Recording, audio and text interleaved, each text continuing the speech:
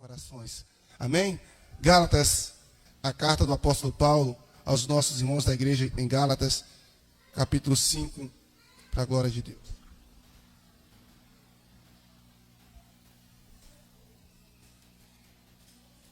Para a glória de Jesus Cristo. Amém? Você pode colocar sobre os seus pés, irmãos, no nome do Senhor Jesus.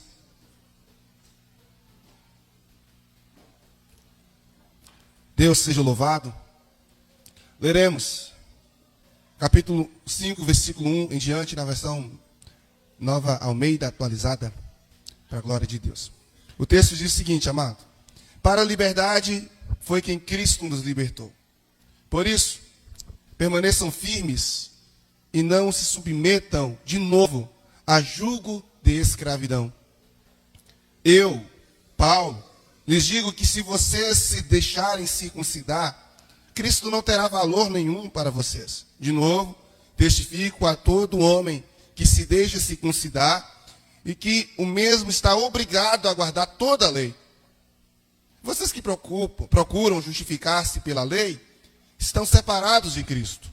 Vocês caíram da graça de Deus, porque nós, pelo Espírito, aguardamos a esperança da justiça que provém da fé.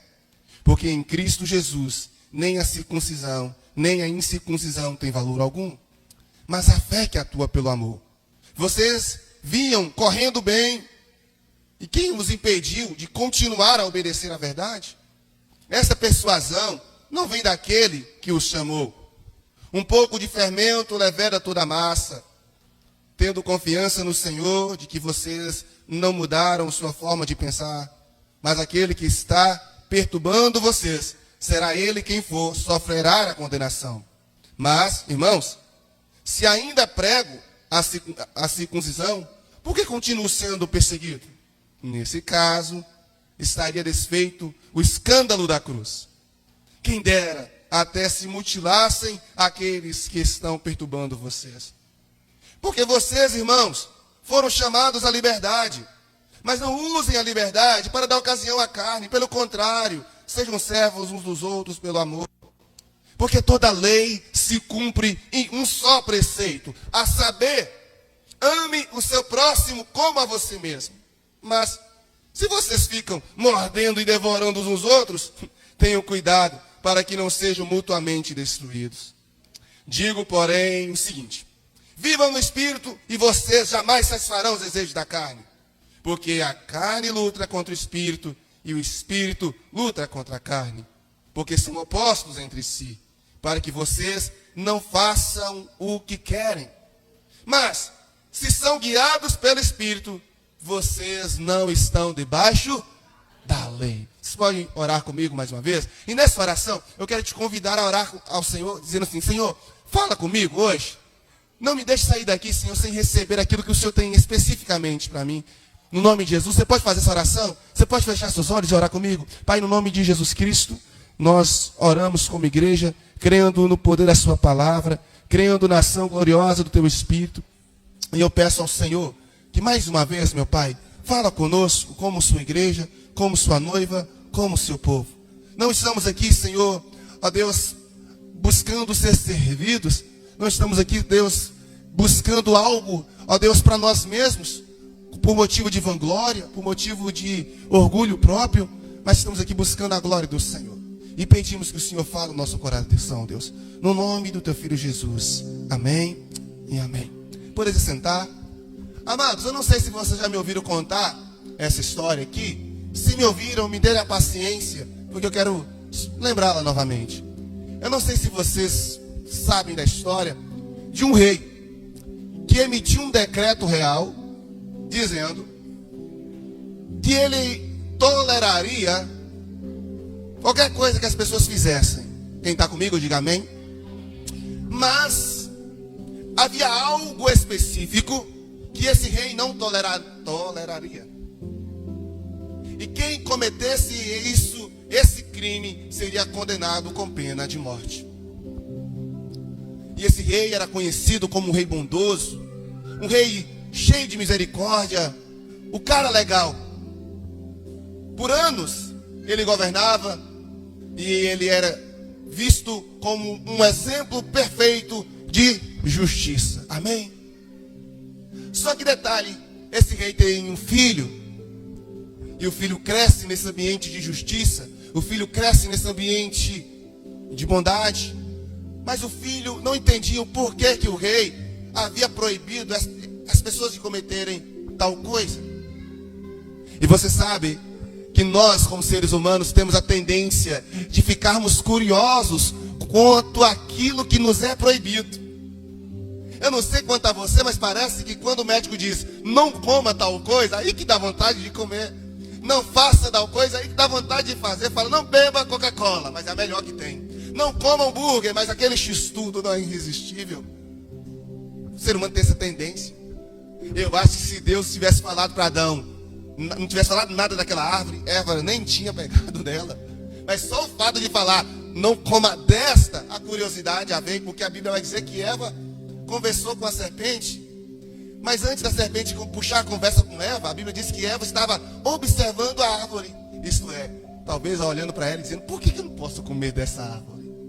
O diabo nunca vai tentar algo, querido, se você já não deu sinal primeiro que está interessado. Entende isso? Ele só te tenta em algo que você já demonstrou para ele que está interessado. A Bíblia diz que a tentação ela vem de dentro e não de fora. Entende? Então, parece que nós somos assim. E esse filho do rei, então, não resistiu, comete o tal crime. E o rei então está diante de uma demanda. E a demanda é, bom, o que eu vou fazer? Esse menino nunca me deu trabalho, nunca me deu problema. E agora ele cometeu bem o crime que eu disse que era punido com a morte. Eu sou um rei justo e amoroso, como eu vou matar meu próprio filho? Sendo que foi só o único crime que ele cometeu. E o rei esteve diante de uma situação difícil, uma decisão difícil. Ou se ele matasse, ele estaria cometendo um crime com o próprio filho.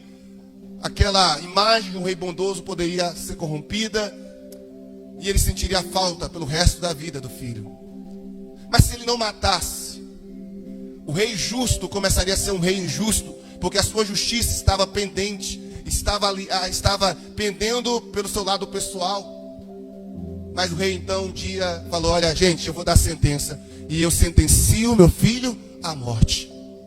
Eu sentencio meu filho à forca. E as pessoas ficaram espantadas, porque as pessoas sabiam que por mais que o rei era justo, o rei ia ceder e não iria matar o filho, até porque o filho nunca tinha feito nada de mal. Foi a única coisa que o filho fez, mas o rei decidiu fazê-lo. O rei decidiu punir o filho com a morte, e assim o fez, marcou a data do enforcamento, e estava lá, tudo preparado, o rei sentado no seu trono, a forca diante e o público lá esperando qual seria a ação do rei. E eles falavam, no último minuto esse rei vai voltar atrás, ele não vai cumprir a sentença de morte. Mas o rei então disse, pega o menino, vai lá. E eles trouxeram o menino da prisão, colocaram no lugar da forca, colocaram a forca no pescoço, e o capataz, é isso, né? É capataz, ficou olhando para o rei, o que ele vai fazer?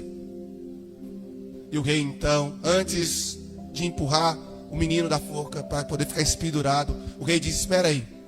O rei desce do seu trono, caminha em direção à forca, todo mundo está dizendo, ele vai dar o último abraço. Ele vai dar o último cumprimento, o último beijo como pai. Mas aí o rei começa a tirar a forca do pescoço do menino. E aí o povo que estava falando, aí, não falei? Qual é o pai que vai matar o filho? Esse rei é como qualquer um de nós, não vai matar. E tirou. Mas depois que ele tirou a forca, ele também tirou a coroa. E aí a pessoa não entendeu, porque o rei tirar a coroa naquele momento não era comum. O rei não pode tirar a coroa em atos oficiais. Mas o rei tirou a coroa, colocou sobre o menino, pegou a forca, colocou sobre o seu pescoço, e pulou e morreu. Assim o rei cumpriu a justiça, e assim o rei mostrou a sua bondade. E você já sabe de qual rei que eu estou falando, né? Você já sabe de qual rei que desceu do seu trono, tirou a forca que estava no meu e no seu pescoço e morreu no nosso lugar. Havia alguém sentenciado à morte. Havia alguém que pecou e merecedor da morte. E a justiça tinha que ser cumprida. Mas para que a justiça cumprisse, o rei desceu do seu alto e sublime trono e veio a essa terra e pagou o preço no nosso lugar. O tema da mensagem hoje, você já sabe, eu já divulguei lá no nosso grupo da igreja. É sobre redenção. A redenção do amor. O que é redenção? O termo redenção é quando alguém paga o preço para libertar um escravo da prisão. Havia um costume nos tempos antigos de que os reis, quando via um dos seus melhores soldados presos pelo exército oponente, ele começava a negociar com o rei e dizia: olha, eu te dou X moedas de ouro, eu te dou tal terra, mas solta esse comandante, solta esse soldado. Geralmente a redenção era vinculado a um oficial de justiça que era estimado por um rei, mas que por um momento ele se perde ou é preso pelo exército contrário. E o rei então, para redimir, ele pagava o preço para soltar o seu exército ou o seu soldado. Em Roma antiga isso era comum com escravos. Quando havia um senhor que tinha escravos para trabalhar na sua casa, para cuidar das suas coisas, e então alguém pagava, comprava esse escravo e fazia desse escravo uma pessoa livre. Era comum acontecer isso. Amado, a palavra redenção é quando alguém está disposto a pagar um valor alto para que alguém que estava debaixo de uma prisão ou dentro de uma prisão possa experimentar a liberdade. Você está me entendendo no nome de Jesus? Eu quero te falar, Jesus pagou um preço de morte. Você e eu estávamos presos. A Bíblia diz que nós estávamos mortos em nossos delitos e pecados, mas Cristo pagou um preço. Sei que foi pago um alto preço para que você pudesse estar aqui hoje. Entenda bem, no versículo 1 do texto que nós lemos, nos fala, você acompanha comigo aí, Gálatas 5:1. O texto, Paulo vai dizer o seguinte: o Senhor nos libertou para que de fato fôssemos livres. O Senhor nos libertou. E amado, o interessante é que muitos de nós fomos já libertos por Jesus lá na cruz.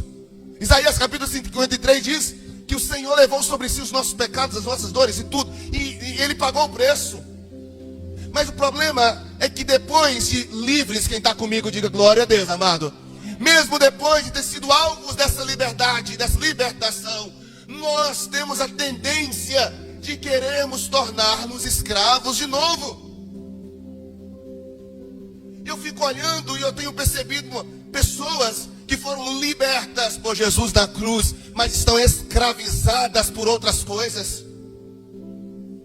E quando Paulo escreve o livro de Gálatas, Paulo está escrevendo a um povo que também, assim como eu e você, fomos libertos por Jesus na cruz, mas eles estavam se algemando, eles estavam se acorrentando a várias coisas, e ao observar o comportamento deles, Paulo está surtando, dizendo: gente, acorda, Cristo nos libertou para que fôssemos de fato livres. E é por isso que ele está dizendo aí no verso 1: permaneçam firmes e não se submetam de novo ao jugo da escravidão. Você está entendendo? Diga para o seu irmão do seu lado: ei, se toca, fala aí, se toca, para não se submeter ao jugo da escravidão novamente. Pelo amor de Deus, você pode aplaudir Jesus por isso? Eu fui liberto e eu preciso permanecer liberto. Irmão, permaneça liberto, porque tem gente que é assim. Parece que gostou da gaiola do cão. Parece que gostou da gaiola do diabo. É como se fosse aquele passarinho que Jesus chegou lá e abriu a gaiola e fala: voa, meu filho, você tem asa, voa. Mas ele vai lá, dá aquela volta e entra de novo. Está adestrado pelo cão, está adestrado pelo diabo, porque não consegue viver longe da escravidão. Mas o Senhor te trouxe aqui hoje para que você pudesse entender e tenha esse entendimento que você foi liberto para que de fato seja livre. Ele te redimiu, Ele pagou o preço, e um preço alto demais. Por isso, eu quero te falar uma coisa: para que você desfrute plenamente, olha bem o termo plenamente, totalmente, da libertação que Cristo trouxe para mim e para você, eu quero que você entenda algumas coisas que você precisa viver. Você está me entendendo? Está acompanhando o raciocínio? Ô pastor, como eu vou usufruir dessa liberdade conquistada por Cristo? Como eu posso usufruir disso ao máximo? Paulo vai dar algumas dicas. Primeiro, versículo 2 ao versículo 4, Paulo vai dizer a primeira verdade. Vamos comigo?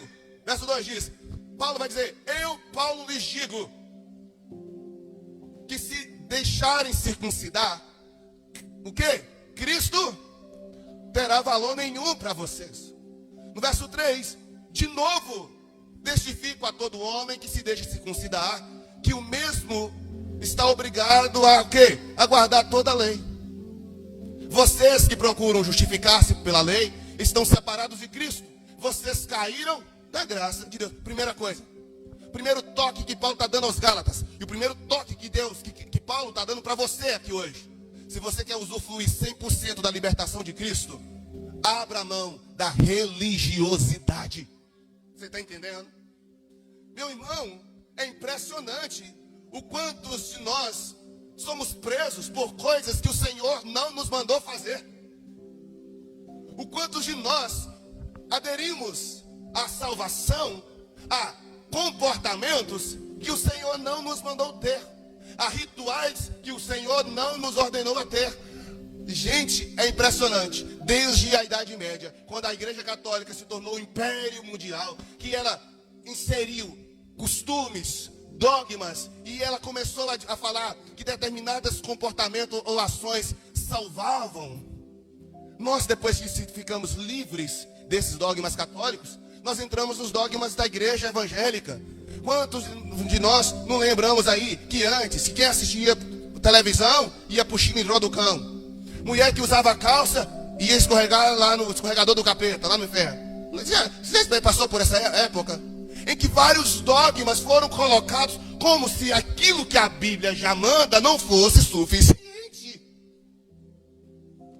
Como se aquilo que a Bíblia já nos manda viver e cumprir fosse... Não, é pouco demais. Vamos colocar mais doutrina, vamos colocar mais coisas, vamos encher isso. Irmão, presta atenção. O que Paulo está dizendo é: ei, vocês foram libertados por Cristo, mas vocês querem continuar na religiosidade judaica. Então entenda, se você quer viver assim, beleza, viva. Mas presta atenção, aquilo que Cristo fez na cruz por você não vai ter valor algum. Nós nos acostumamos a nos tornar religiosos. E eu poderia aqui, irmão, passar 1 hora falando sobre hábitos religiosos que nós adquirimos ao longo do tempo, que não vai trazer salvação nenhuma, só está pesando o fardo. Jesus disse que o jugo dele é, e o fardo dele é, então o fardo é leve, o jugo é suave. Só que aí a gente chega na igreja, e aí vem a denominação, vem a religião, vem as pessoas colocando fardos, não pode isso, não pode aquilo, isso aqui é pecado, não sei o que lá. E eu quero falar, meu irmão, aquilo que a Bíblia diz que é pecado. Mas aquilo que a Bíblia não diz que é pecado, não cabe você dizer que é. Não cabe a mim. Então a primeira coisa, se eu quero desfrutar de uma liberdade que Cristo conquistou, a primeira coisa é abrir mão da religiosidade. Eu não estou dizendo de ser fiel. Eu não estou dizendo dessa graça barata que todo mundo aí está querendo pregar, não. Porque se você continuar lendo o texto conosco, você vai perceber que Paulo lá no verso 7 vai dizer: não useis da liberdade para dar ocasião à carne. É isso? Falei verso 7 ou é verso 4? Cadê aqui? O texto vai dizer: não useis da liberdade para dar ocasião à carne. Verso 13, irmão, perdão. Porque vocês, irmãos, foram chamados à liberdade. Mas não use a liberdade para dar ocasião à carne. Tem gente que, em nome da liberdade conquistada por Cristo, eu posso fazer o que quer. Não. A liberdade, ela tem que ser usufruída com responsabilidade. Você chega aos 18 anos, você está livre, entre aspas, né, dos seus pais responderem sobre você. Mas agora você tem que ser responsável o suficiente para dar conta daquilo que você faz.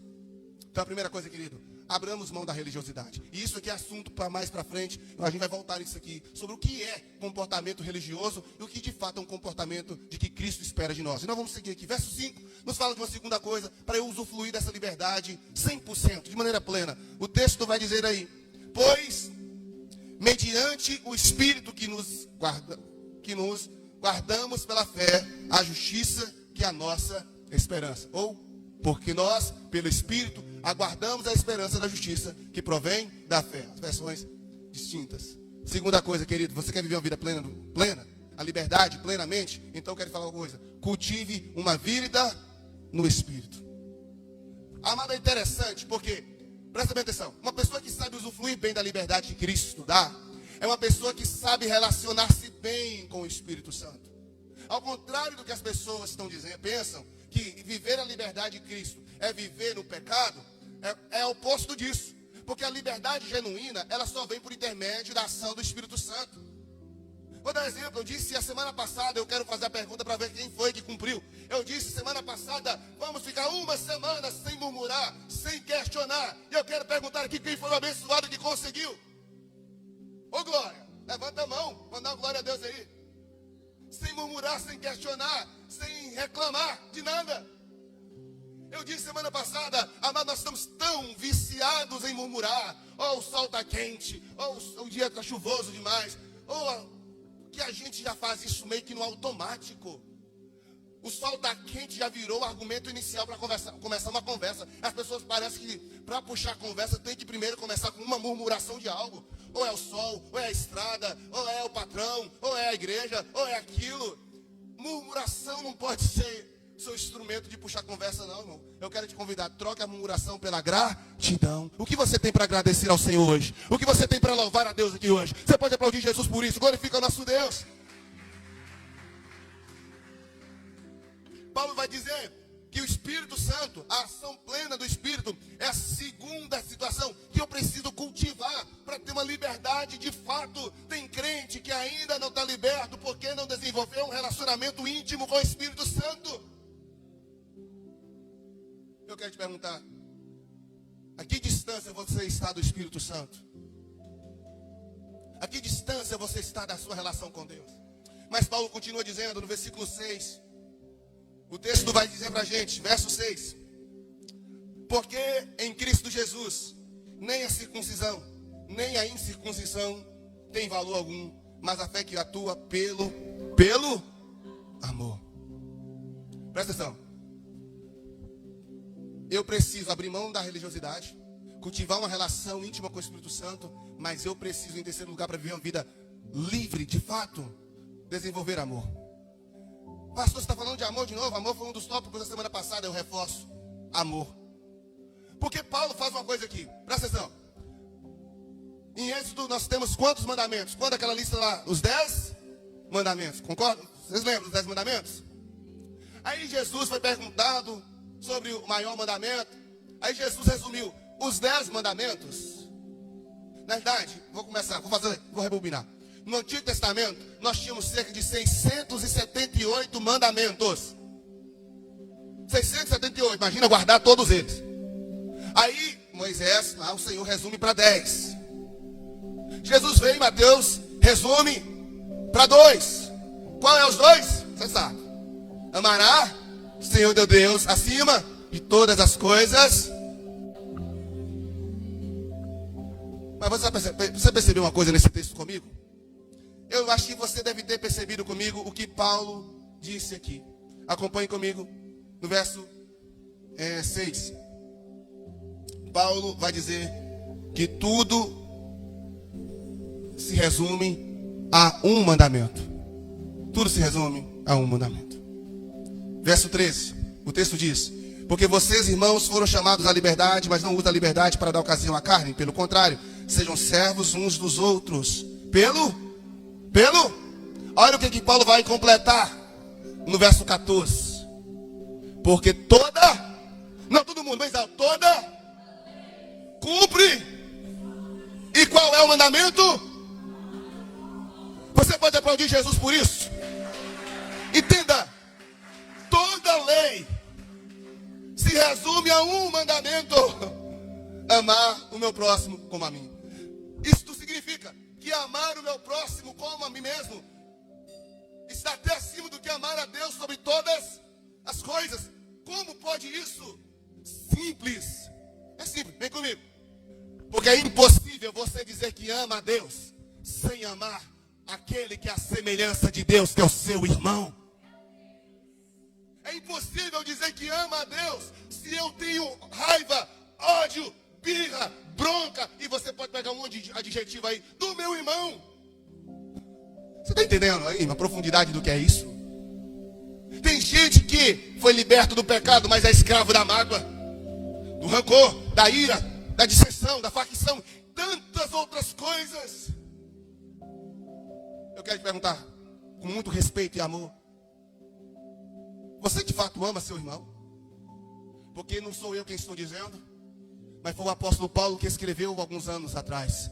Toda a lei se resume, se cumpre em uma: se eu amo o meu irmão como a mim. Por que eu estou dizendo hoje isso? Porque nós estamos celebrando aqui a redenção. Estamos celebrando a redenção. Hoje é ceia, você vai cear. E quando você ceia, você está celebrando, você está festejando a redenção, o livramento que Jesus te deu na cruz.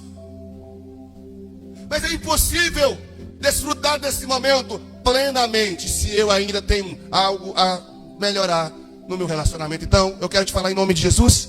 Em terceiro lugar, primeiro, você precisa abrir mão da religiosidade. Segundo, você precisa cultivar uma vida plena no Espírito. Mas em terceiro, você precisa cumprir o mandamento do amor. Sem cumprir o mandamento do amor, tudo que você faz nessa igreja é em vão. Nós lemos no Salmo 50, no início do culto, o Senhor está dizendo: eu não preciso do sangue dos seus sacrifícios, da carne dos seus bois. Eu sou Deus, eu sou o Senhor. Então Deus não precisa de nada disso. Quem precisa somos nós. E nós com muito amor entregamos a Deus. Mas o Senhor disse que se você vier ao altar para entregar uma oferta e lembrar que se tem alguém com algo contra você, deixe a sua oferta, volte e reconcilie com seu irmão e depois venha aqui. Por quê? Porque reconciliar com o meu irmão, estar bem com o meu irmão, é muito mais importante para Deus do que a música que você canta, o hino que você toca, as palmas que você faz. Não, estar bem com a família de Deus, estar bem com o reino de Deus é muito mais importante do que qualquer sacrifício que você venha entregar nesse altar a Ele.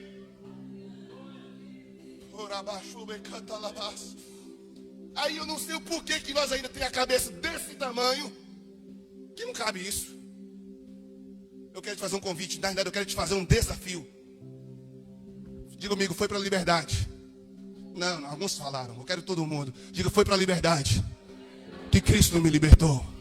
E se eu sou livre, eu vou amar meu irmão, independentemente da circunstância. Você pode aplaudir Jesus por essa verdade? Aleluia!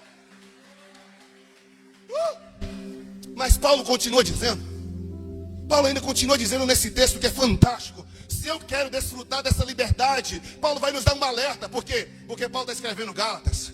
Porque quando Paulo passou pela cidade de Gálatas, na verdade a região da galáxia, né, a região da galáxia, que é várias cidades, então não está escrevendo para uma cidade, está escrevendo para um conjunto de cidades, é como se fosse o norte de Minas, exemplo. Ele passou por lá e deixou todo mundo afiado na Bíblia, ensinou todo mundo. Porém, depois que ele passou, veio outros líderes, e não eram líderes que tinham alinhamento com a palavra de Deus como ele tinha. E esses líderes começaram a colocar na cabeça deles: olha, para ser crente tem que se circuncidar, para ser crente tem que fazer isso, um monte de coisa que a Bíblia não mandava. Então Paulo, e eu quero convidar você a voltar para o texto comigo novamente. Eu quero convidar você a ler o verso 7. Venha comigo, verso 7. Olha o que Paulo está dizendo. Tiagão, pega ela por mim. Cadê o Rian? Ei, Tiagão, que é hoje, eu vim. Olha o que Paulo está dizendo, irmão, vem comigo. O que Paulo está dizendo? Vocês vinham correndo? Não lê comigo aí, vamos lá. Vocês vinham correndo? Mas quem foi que os impediu de continuar a obedecer à verdade?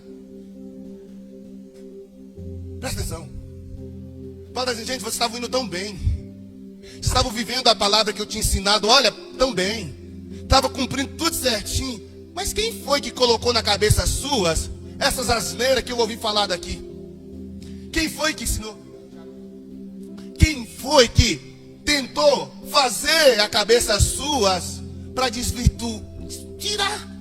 Porque aí você está falando no verso 8: esta persuasão não vem daquele que os chamou. Quem foi que chamou os Gálatas? Foi quem, gente? Deus, amado. E quem foi que chamou você? É o mesmo Deus.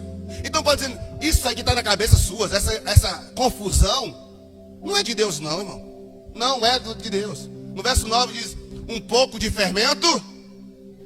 Meu Deus, um pouco de fermento.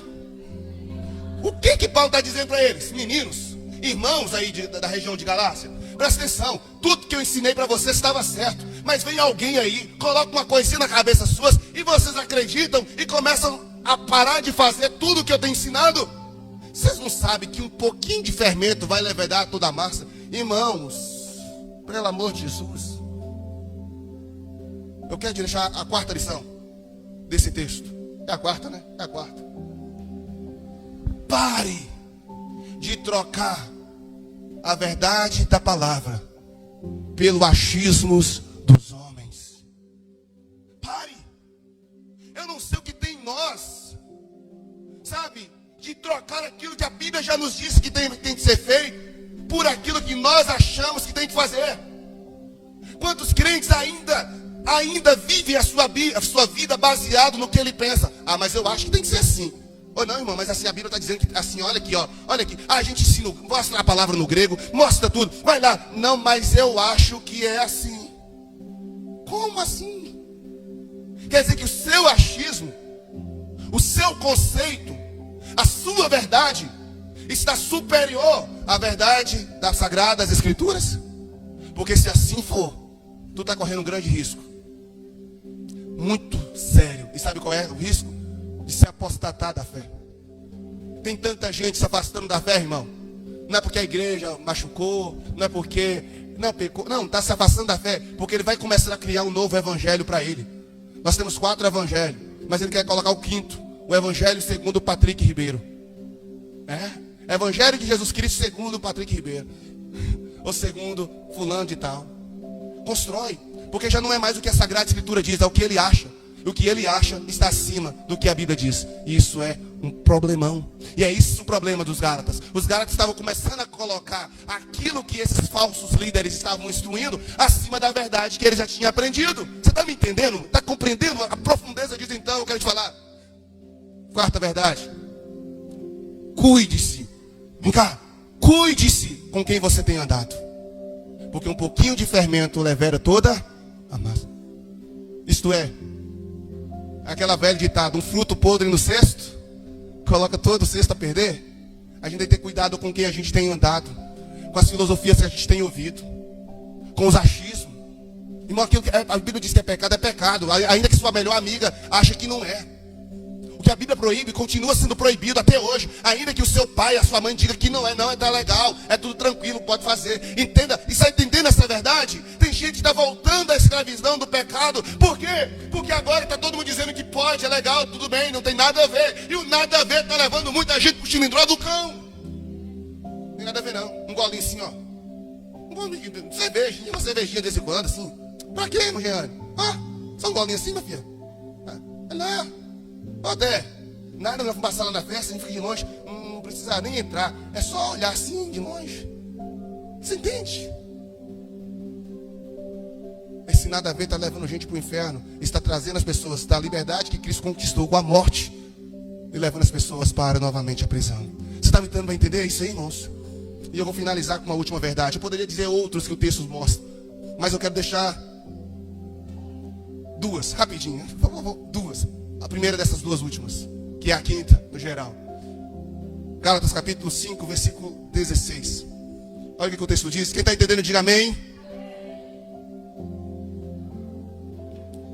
Verso 16 diz: digo, porém, o seguinte. Vocês estão percebendo que o capítulo 5 não é Paulo dizendo, assim diz o Senhor. Toda a expressão do apóstolo Paulo, você vai perceber que é ele aconselhando. É ele dando um direcionamento. É ele, o pastor Paulo, falando, igreja, é assim, assim, assim. Olha o capítulo 5 de novo e começa a observar o início das frases do apóstolo Paulo. É ele aconselhando, é ele dando direcionamento, é ele como pastor da igreja dizendo, assim digo, porém, o seguinte. Diferente de alguns textos da Bíblia que falam assim diz o Senhor, Deus de Israel. Não, aqui é um pastor, dirigido pelo Espírito Santo, ensinando uma igreja, a igreja que ele é pastor, como se comportar. Está fazendo sentido para você? E eu fico preocupado porque existe uma geração de hoje, e talvez você não se enquadra, espero que não, mas é uma geração que está obstinada, ou está acostumada, ou está perseverante em não dar ouvido ao que o seu líder diz, ao que o seu pastor diz. Eu já tenho dito aqui na igreja que o pastor aqui não é maior do que ninguém. Eu não sou. Eu apenas tenho um ministério diferente do que o seu. Concorda comigo? Já falei isso aqui.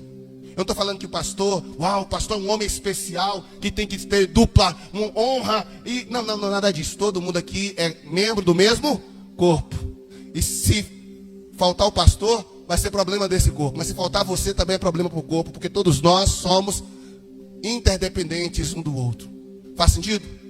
Mas tem um detalhe. O pastor tem um ministério. O ministério é conduzir as pessoas para um destino. O pastor tem um ministério, querido, que é...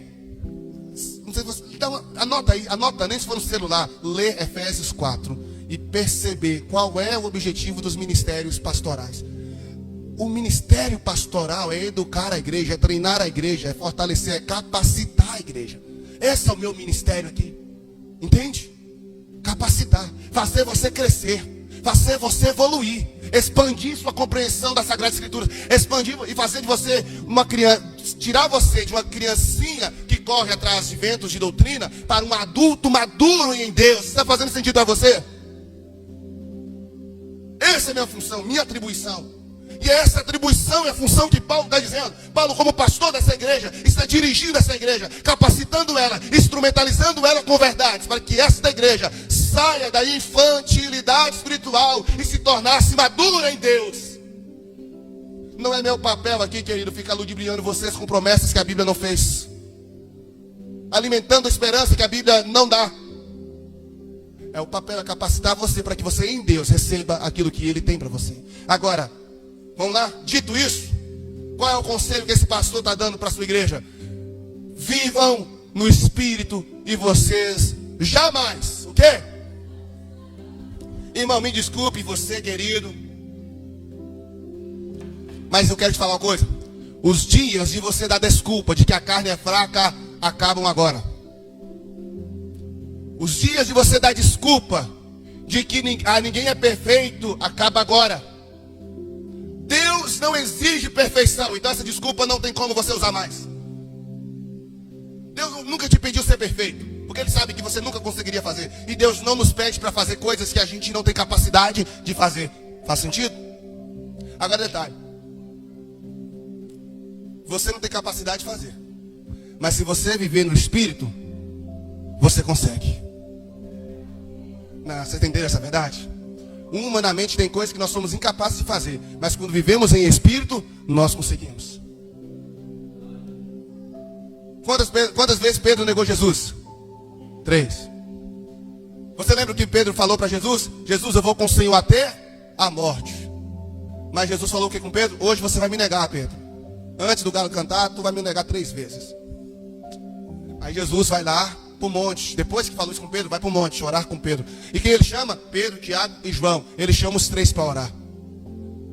Aí Jesus chega para eles e fala assim: chama os 3, aliás, chama os 11. Judas já tinha ido lá trair. Chama 11. Mas lá no monte, Jesus pega os 3 e fala: vocês 3 vêm aqui, o restante fica aí. Percebe que Jesus não chama todos para orarem. Jesus chama 3 para orar. Quem são eles? Pedro, Tiago e João. E Jesus diz: orem comigo, vigiem comigo agora. Aí Jesus diz: vocês ficam aqui que eu vou ajoelhar mais à frente para orar. Vem comigo, irmão. Aí Jesus vai orar. Volta uma hora, ele encontra o quê? O que eles estavam fazendo? Orando? Não, dormindo. Aí ele falou: gente, vocês não podem orar comigo nenhuma hora. Jesus volta de novo. Passa um instante, Jesus volta mais uma vez. E Jesus encontra eles o quê? Aí Jesus dá mais outra sacudida. Jesus volta a 3ª vez para orar. Quando Jesus volta a 3ª vez, eles estavam. Aí Jesus: tem jeito, vocês não, bora, desce. E quando eles descem, depois de Jesus tentar orar com eles 3 vezes, ele já encontra Judas, que já o beija. E aí Pedrão já entra na carne, saca a espada, corta a orelha. Ó, a tentação. Mas e depois prende Jesus. E lá Pedro nega Jesus 3 vezes. Não sei se você conseguiu captar o que eu quis dizer. É que Jesus disse para eles o seguinte: no final da 3ª vez, vigiai e orai para não entrar em tentação. Jesus quis preparar Pedro para que Pedro não negasse. 3 vezes Jesus tentou com que Pedro orasse com ele, mas as 3 vezes Pedro dormiu. O que resultou mais à frente? Pedro negando 3 vezes. Eu quero te falar que se Pedro tivesse investido o seu tempo em oração como Jesus chamou para fazer, Pedro não teria negado. Jesus alertou, Jesus deu a oportunidade, mas em nenhum desse momento Pedro soube aproveitar. E é por isso que ele nega. Abriu o entendimento? Tem gente que está caindo em tentações Não é porque Jesus não alerta, ele alerta. Tem gente que cai em tentação, oh Deus, tem gente que está caindo em tentação, não é porque o Senhor não está alertando, Deus está alertando dia após dia. Tem gente que está caindo em tentação, não é porque Jesus não está dando oportunidade dele escapar, porque a própria Bíblia diz, o livro de Tiago diz, que junto com a tentação, Deus envia o escape. Junto com a tentação, o escape está lá. Mas por que a gente cai na tentação e não pega o escape? Porque dorme na hora que deveria estar orando. Oh meu Deus, você está entendendo? Deixe de congregar na hora que deveria estar congregando. Deixe de jejuar quando deveria estar jejuando. Deus está chamando você, meu.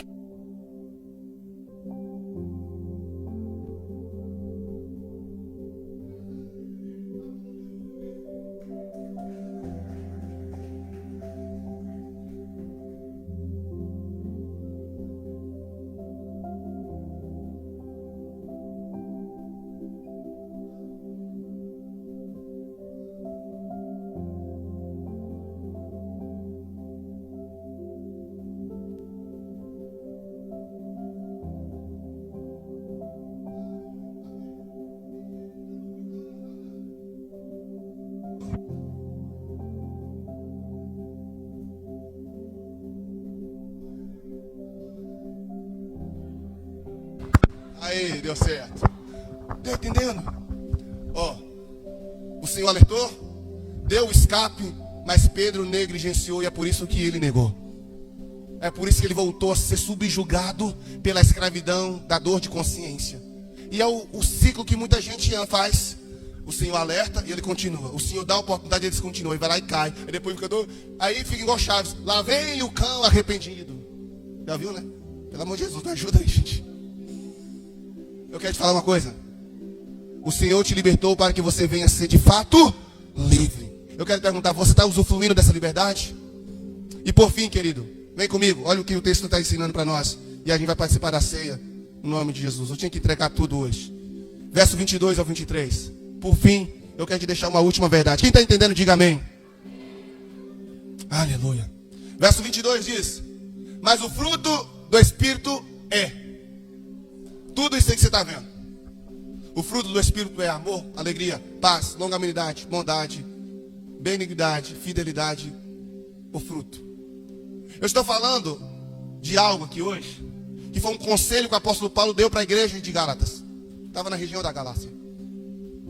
Eu não estou fazendo nada de mim, ou não estou mudando nada. É apenas estou transmitindo para vocês algo que serviu para edificar uma igreja há 2023 anos atrás. Agora eu quero falar uma coisa. Qual decisão que você vai tomar ao ouvir isso aqui? Continuar colocando um algodão no ouvido e fingir que não foi com você? Ficar assim, bem que fulano poderia estar ouvindo essa palavra. Ou você vai dizer, Senhor, isso é para mim hoje. Eu estou escravo, mesmo tendo sido liberto pelo Senhor. Amados, em nome de Jesus, a última verdade que eu quero que você tome posse, para que você viva uma vida livre de maneira plena em Deus, é que não existe isso aqui, pessoa espiritual que não demonstre frutos de espiritualidade. Não tem pessoa espiritual que não demonstre fruto de espiritualidade. Jesus disse, pelos frutos se conhece a árvore. Então pare de falar que as pessoas estão te julgando. Pare de se vitimizar, que as pessoas estão te acusando. Não, presta atenção, querido. Não tem como. Uma pessoa espiritual testifica a sua espiritualidade através do fruto. O seu comportamento fala se você é espiritual ou não. O seu comportamento fala se você nasceu de novo ou não. E qual é o comportamento que mostra que eu nasci de novo? Nicodemos chegou para Jesus e disse, mestre, o que farei lá para dar a salvação? Aí Jesus disse, se não nascer de novo, não tem como, meu irmão. Se não ter novo comportamento, se não tomar novas decisões, novas atitudes. Se você é espiritual, se comporte como espiritual. Se você quer viver uma vida na carne, se comporte como carnal. É sua decisão. Mas toma uma decisão. Ou você vai se comportar como pessoa espiritual, ou vai continuar se comportando como uma pessoa carnal. Nem Paulo podia impor o povo de Gálatas a viver uma vida que eles não queriam viver. Irmão, se tem uma coisa que eu já sofri muito e que hoje eu não sofro, e não é porque eu deixei de amar, pelo contrário, isso me faz sofrer ainda mais. Mas uma coisa que eu aprendi é que eu não consigo controlar o comportamento de ninguém. Eu posso dar uma sugestão, posso dar uma direção, mas quem decide qual comportamento vai ter é a própria pessoa. Tem casais que vivem a vida toda brigando porque a mulher quer ditar o comportamento do homem, quer mudar o comportamento do homem, e o homem quer mudar o comportamento da mulher. Aí os dois ficam sempre satisfeitos porque nunca vai conseguir. Eu entendi, se eu quisesse melhorar meu casamento, e glória a Deus, isso eu tenho conseguido a cada dia, eu tinha que mudar a mim. A minha esposa se responsabiliza de mudar ela. Eu, como pastor, decidi, vou cuidar do meu papel de mudar a mim. Vocês, eu preciso orientar, direcionar, instruir, capacitar, interceder por vocês. Mas é vocês os responsáveis pelos próprios comportamentos. Eu não vou estar com você no trabalho, irmão. Meninas, eu não vou estar com vocês no banheiro. Você está entendendo? Não é cagando não, gente. Eu não vou estar com vocês lá, não, casal. No momento do vucu-vacu, não vou estar lá. Eu não vou estar com vocês no trabalho, na escola. Eu não vou estar com vocês na rua. Quem vai estar com vocês é alguém muito mais importante do que eu, o Espírito Santo. E Ele está vendo tudo que você está falando, tudo que você está fazendo, tudo que você está se comportando. A única coisa que eu posso fazer, Senhor, não toque. Jesus disse: Pedro, você vai me negar. Mas mesmo assim Jesus deu a Pedro a oportunidade de orar para não cair na tentação. Mesmo assim Jesus disse: olha, vigiai e orai, Pedrão, para não cair na tentação. Deus chegou para Caim: ô Caim, cadê seu irmão Abel? E ele diz: eu sou babado do meu irmão. Aí Deus poderia falar: eu sou mal educado, é assim que você fala comigo? Deus poderia falar isso para Caim, não tinha? Mas Deus falou assim: Caim, presta atenção, o mal está à porta, cabe você dominar. Uau! Foi assim que Deus respondeu.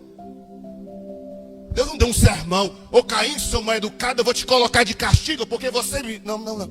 Ô filhão, o mal está à porta. É você que tem o poder de dominar. O que Caim fez? Só foi Deus virar as costas. Caim foi lá e meteu a palavra na cabeça do irmão. Foi simples assim. Deus não obrigou Caim a tomar um comportamento que ele queria que Caim tivesse. Mas Deus deu um toque, entendeu? Deus alertou, Deus deu uma direção, mas coube a Caim decidir o que fazer com a direção que Deus deu. E o que eu quero falar para você é isso aqui hoje. Eu estou te dando um toque, e como pastor você me conhece, sabe que eu sou muito gente fina para poder falar com você as coisas. Eu não sou, eu sou. Ai que eu sou, eu não estou sabendo. Mas não, te dou um toque. Aqui como igreja eu estou falando: gente, acorda. Mas eu não posso forçar vocês a ter o comportamento que eu acho que é o ideal. Faz sentido para você, irmão? Eu não posso. Quando Jesus foi e chamou Judas, antes de Judas traí-lo, na mesa da Santa Ceia, Jesus conversou com Judas. Jesus lavou os pés de Judas. Aí Jesus, no final, falou: olha, o que você tiver que fazer, faça rápido. Judas só levantou, foi lá e entregou Jesus. Eu quero te falar, fique de pé, por gentileza, irmão, nós vamos terminar. Jesus te redimiu, irmão. Ele morreu por você. Na verdade, Jesus nasceu, cresceu, sofreu, morreu por você, para que você fosse redimido do seu mau caminho, dos seus pecados. Tudo isso Ele fez, mas Ele não te obriga a ter um comportamento que Ele quer que você tenha. Antes de cearmos, que nós vamos fazer isso agora, eu quero convidar você a pensar comigo. Feche seus olhos, amado. Qual é o comportamento que você precisa ter agora para mostrar sua gratidão ao sacrifício que Jesus fez na cruz por você? Qual é a atitude que você precisa ter agora? Quem sabe a sua atitude é confessar um pecado que está aí, que só você, que você acha que é oculto, que você acha que ninguém está sabendo. Eu talvez não sei, mas Deus sabe. E Ele estava lá quando você estava fazendo ele. Então talvez esse pecado você precisa confessar agora. Ô Senhor, essa semana eu pisei na bola. Senhor, esse mês eu fiz isso, eu cometi tal coisa.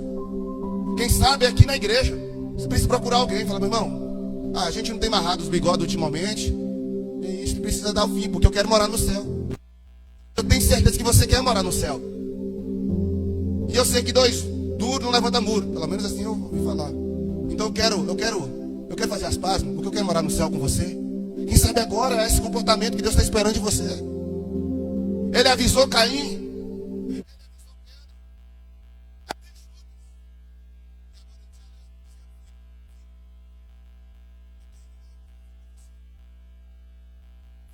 Fala para Deus: Senhor, é isso. Eu sei que o Senhor falou comigo hoje. Pai, no nome de Jesus eu oro nesta noite, Senhor. Ah, Deus, o Senhor nos libertou para que de fato fôssemos livres. E eu não posso mais estar debaixo de um jugo de escravidão, acorrentado pela mágoa, acorrentado pela desobediência, acorrentado pela pornografia.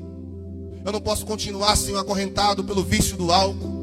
Eu não posso mais ficar continuando acorrentado pelo vício da fofoca, da maledicência, da sensualidade, da obstinação pecaminosa, da insistência fraudulenta. Ah, meu irmão, confesse para Deus agora. Se arrependa, ore profundamente. Meu irmão, eu sei que às vezes é difícil ouvir o que nós acabamos de ouvir, porque parece que desce meio quadrado na garganta. Mas eu prefiro que você ouça isso e desça quadrado do que você descer redondo pro lado do chiniró do cão. Confessa para Deus, fala: Senhor, eu tenho vivido uma vida errante. Eu não tenho orado o suficiente. Eu não tenho jejuado. É por isso que eu não consigo optar pelo escape. E eu estou caindo na mesma tentação de sempre. Eu estou sendo tentado pela mulher, pelas mulheres, pelos homens. Estou sendo tentado a olhar para o rabo de saia de quem não interessa. Eu estou sendo tentado, Senhor, a fazer coisas que o Senhor desaprova. No meu quarto, a assistir programas que o Senhor desaprova, vídeos que o Senhor desaprova. Estou sendo tentado a mentir no meu trabalho, a levar ferramentas, a levar coisas que não me pertencem, não tenho autorização. Eu sou tentado a roubar, Senhor. Confessa, meu irmão. Fala para Deus agora, porque Ele não quer que você continue mais escravo disso. Isso pode estar sendo um empecilho na sua vida espiritual. Isso pode estar sendo o gargalo do seu casamento. Talvez o seu casamento não tenha ido para frente, porque você está carregando coisas que deveria ter abandonado há muito tempo. O seu ministério não está prosperando. Quem sabe essa igreja não está em níveis maiores, porque já era para ter abandonado alguns comportamentos religiosos que até hoje a gente carrega, achando que são mega espirituais, e na realidade são crenças que têm limitado a gente, são comportamentos que têm nos sabotado há muito tempo. Olha a Deus agora e confesse a Ele.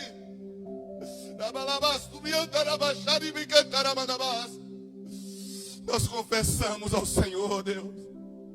Nós queremos abrir mão da religiosidade fraudulenta. Deus, o Senhor é nosso pastor, o supremo pastor.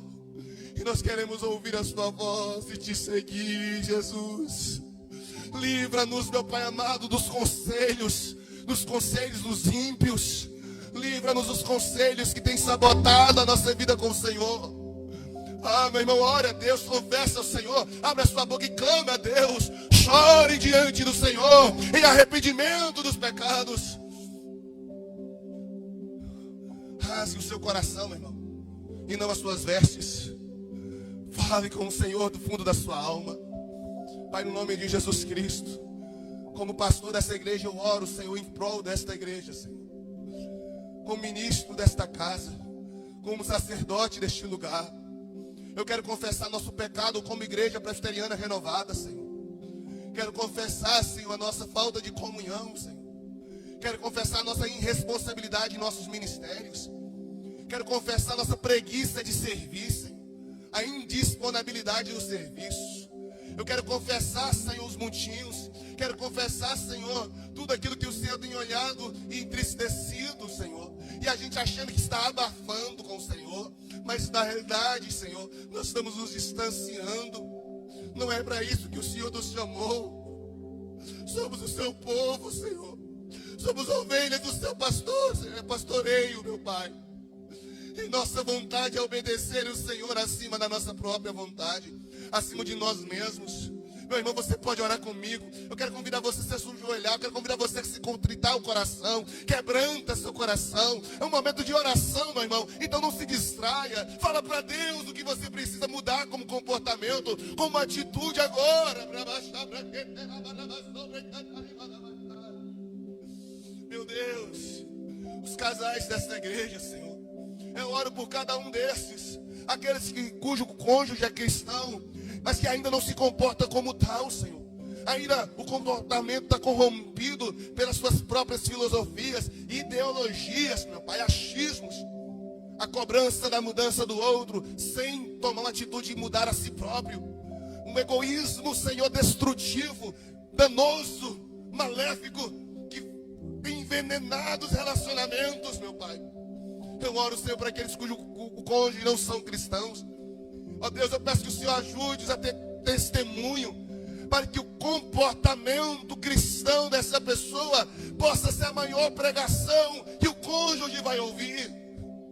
Ah, Senhor Deus, os jovens e adolescentes desta igreja, Senhor, meu Deus, trabalhe na vida dos pais, para que não sejam apenas pais, mas tutores, mentores, sacerdotes, pastores dos seus filhos, ministros sobre eles, meu Deus.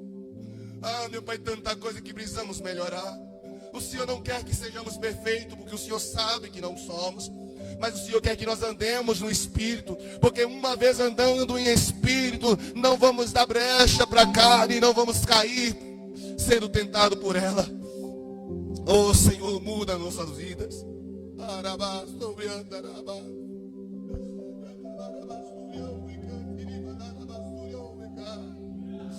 Oh Deus, muda a nossa vida, meu Senhor. Aviva a tua obra, meu Deus. Aviva a tua igreja, Senhor. Que haja mudança de mente, Senhor. Que tudo aquilo que está contaminando as crenças dos seus filhos, mulheres que têm sido contaminadas pelo feminismo desse tempo, homens que têm sido contaminados pelas filosofias desse tempo, pela frieza matrimonial, a frieza da masculinidade, homens que têm perdido sua masculinidade, Senhor, não têm sido de fato homens bíblicos, têm vivido, Deus, sendo homens com padrões mundanos, mulheres que têm sido mulheres com padrões mundanos. Meu Senhor, nos ajuda a mudar essa realidade. Nós não queremos ser como Caim, que mesmo alertado pelo Senhor, seguiu o que o coração queria. Não queremos ser como Saul, que mesmo com uma ordem clara, ele optou por fazer ela pela metade. Não queremos ser como Pedro, que mesmo advertido e mesmo com 3 oportunidades de orar e jejuar, decidiu dormir na hora errada.